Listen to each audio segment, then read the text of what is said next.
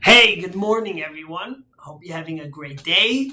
Missed you the last couple of days. It's been quite humbling.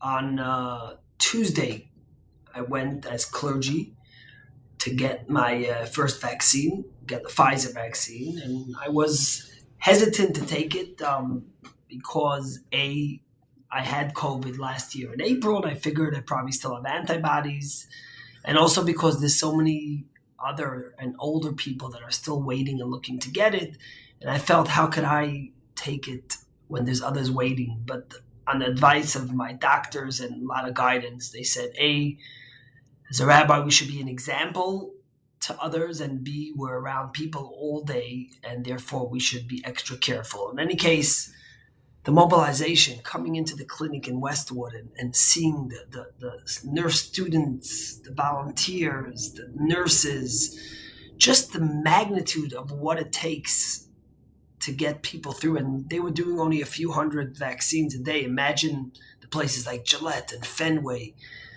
And it really was humbling and so grateful, so thankful to Almighty for giving us such a gift through science. And we feel great. My arm hurt a bit for the first day, feeling great. Our next vaccine is 2 days before Passover, and we're really looking forward to moving beyond COVID, hopefully, as soon as possible in a safe way. Which takes me to something else I saw in the news. So Royal Caribbean, the cruise lines have been hit the most by the pandemic, probably because they haven't taken off since the infamous cruises that got stuck during the beginning of COVID for 2 weeks off of the sea. And Royal Caribbean has a brand new ship. I think it's called the Odyssey of Sea. It's supposed to be the most magnificent, ship. It's unreal, and it hasn't taken off yet. And it was supposed to take off and start sailing from Europe in late spring to early summer. But due to the challenges in Europe, they're not going to be able to. And what they're doing is they're launching this ship from Haifa, from Israel, and it's going to be the first ship. It's only going to allow vaccinated people on it, even the crew. The whole crew will be vaccinated. And Israelis, since thank God, so Israel is at the forefront and the leaders of vaccination, are going to be able to take these 3 to 7 day cruises from Israel to these Greek islands, and they're opening bookings on March 9th. And it's remarkable because Israel never had the opportunity. These cruises never sailed from Israel because it wasn't worth it for them. But now, with Israel being the first to come out, you know, and vaccinate their people in such great numbers, they're going to have these cruises sailing from Israel starting in the early spring, and hopefully it'll continue. But it brought me to something else. This week's Torah portion. Look, we're slowly, hopefully, emerging out of COVID. It'll take another few months. There'll be stages, and it's not going to be so simple. But we are beginning to see the light at the end of the tunnel, God willing. And the question is, what happens after? And the question is, what do we do with this year that we've had? Do we just write it off? So I saw this joke where someone says that, this kid in 2040, he goes, for an interview for a job, or 2030, and they're interviewing, they look through his resume, and then the guy says, hey, I see, 2020, and there's nothing in 2020. What did you do in 2020? And he says, oh, 2020, I was washing my hands.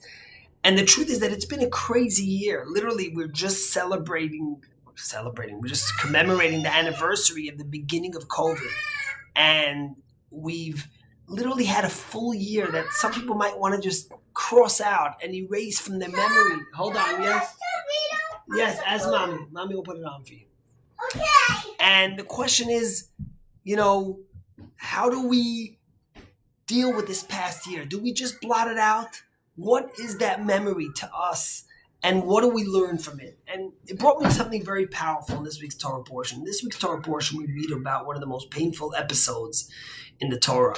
We read about the breaking of the tablets. Think about it. The Jews came to Sinai. God gave them the Torah, the holiest moment to ever be, the greatest revelation of godliness, of holiness to ever exist on this world. God comes down to the mountain. He speaks to the Jews. It's so spiritual, it's so holy that the Jews pass out and they have to be revived. And then they plead to Moshe, you speak to us. We can't even handle so much light, so much spirituality. And then 40 days later, The Jews sin with the golden calf. And Moses, God tells Moses, Lech Red, go down. Look what the Jewish people have done. And Moses comes down and watches the devastation and sees what the Jews have done. They've taken a God of monotheism, of spirituality, of holiness, and traded it in for a golden calf. And Moses takes the 10 commandments, the 2 tablets, and he breaks them on the floor, shatters them to pieces. And the question, of course, is, look, if the Jews sin and Moses didn't want to give them the 10 tablets, the 10 commandments, why didn't he just return it to God? Or why didn't he just bury them? What's this breaking and shattering of the 10 commandments? Imagine your 30th anniversary and you buy your husband this beautiful Rolex. You spend $30,000 in it, and you come home and you find out he did something terrible. What are you going to break it and throw it in the garbage? No way.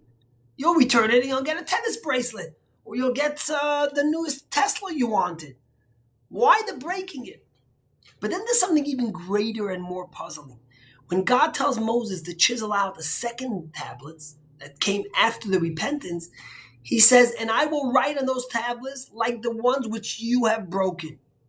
And the question the rabbis asked, that's superfluous. Of course we know that he's going to write the ones which were broken. We know they were broken. What's the message here?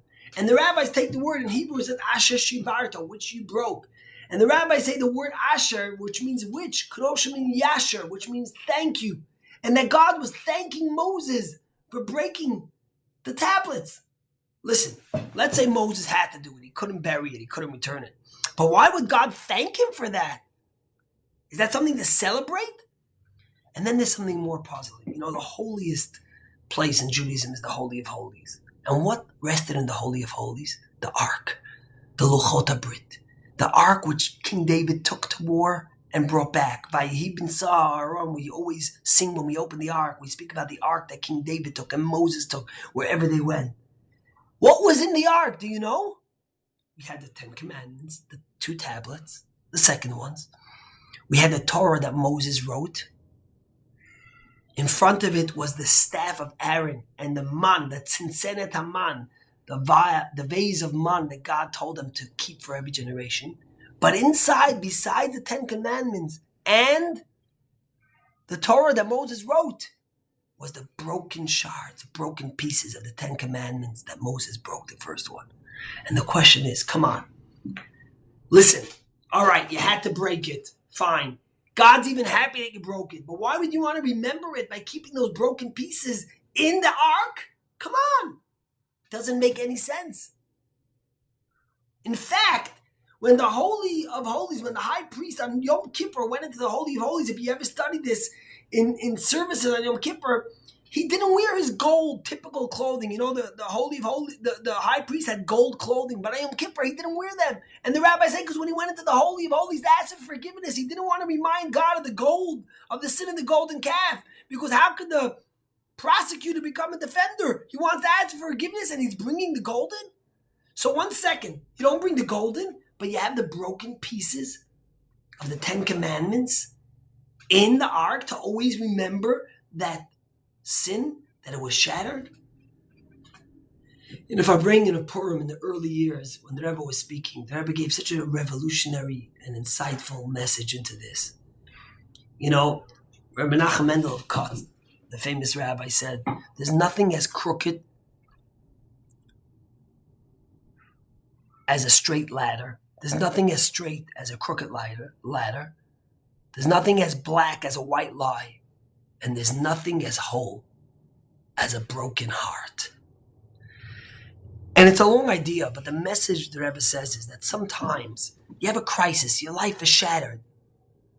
You lose your job, someone passes away in your family, you're going through a divorce, you're struggling at school, and your life is shattered. And you need to find a new light, a new strength. The problem is you've built walls and you've surrounded yourself in a way that you don't allow the new light and the new revelation to come in. And what you sometimes need is something to break and crack. So within those cracks could come in the light. Within those pieces of brokenness could come in the light, the wholesomeness that you really need. And what the Rebbe says is that when the Jews were sitting at Mount Sinai There was revelation, there was holiness, there was godliness, there was greatness. They got the 10 Commandments. Life was amazing. But there was no humility, there was no brokenness. There was no place, there were no cracks for the light and the revelation to go through. And therefore Moses had to crack the 10 tablets. He had to break it in order that the humility, the brokenness, should allow in the rays of light within it. And that's why God thanks him. And that's why within the ark were the broken tablets and the whole tablets. Because yes, you need wholeness.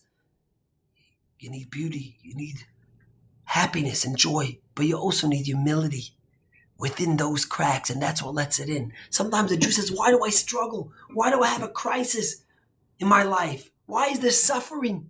But yet sometimes at the hardest moments of our life and through the greatest pain and struggle within us, we find the greatest rays of light and the greatest opportunity to regrow and the strength to reinvigorate ourselves and go to greater heights than we've ever been.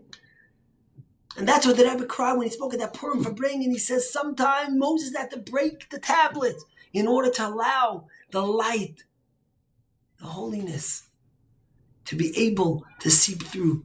And in the tablets, in the ark, in the holiest place, always, was the tablets and the broken tablets, to let the Jewish people know that God cherished their brokenness, their struggle, their fragmentation, because only within that fragmentation came the greatness.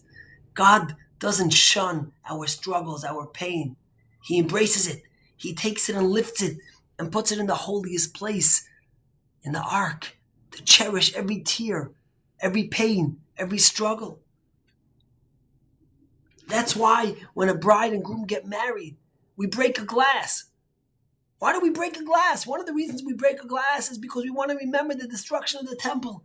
But it's also a message to the bride and groom that when you're at your height of your joy, of perfection, you need to also remember humility and brokenness.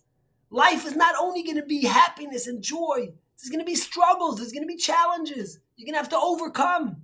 But within that brokenness, you're going to find the greatest joy. And that's what I think when we think about how do we move forward? Do we forget? Do we turn away from this past year? Or do we take those broken pieces? So many people died. So many people are lonely. So many people are suffering with depression. And do we channel that inner strength to grow stronger? And from the brokenness, from the broken tablets, to get new tablets that are even greater. In fact, the rabbis tell us that God told Moses that the old tablets was just the 10 Commandments. But in the new tablets, not only do you have the written Torah, you get the whole oral Torah. So basically, the rabbis say that the second tablets, in a certain sense, maybe weren't as miraculous as the first, but we're greater and we're more inclusive and we're actually more wholesome. You have the tablets the way they were before COVID and the way we are after. And hopefully through the brokenness, we're going to grow stronger. We're going to let the light of blessing, of holiness, of love seep in and channel us to greater and newer heights that are going to be well beyond we ever imagined. Our country, our world will be stronger. We'll be more caring. We'll be more loving. We'll be more sensitive. We'll cherish our family and our friends more. We'll be happy and be grateful for the things we have. Let it be soon. Let us get out of this. Let us celebrate that this year, hopefully Pesach, so many more people, if we can't have a communal Seder, at least we'll be able to be with their families and celebrate and begin to see the light through the cracks. God bless you and have a good day.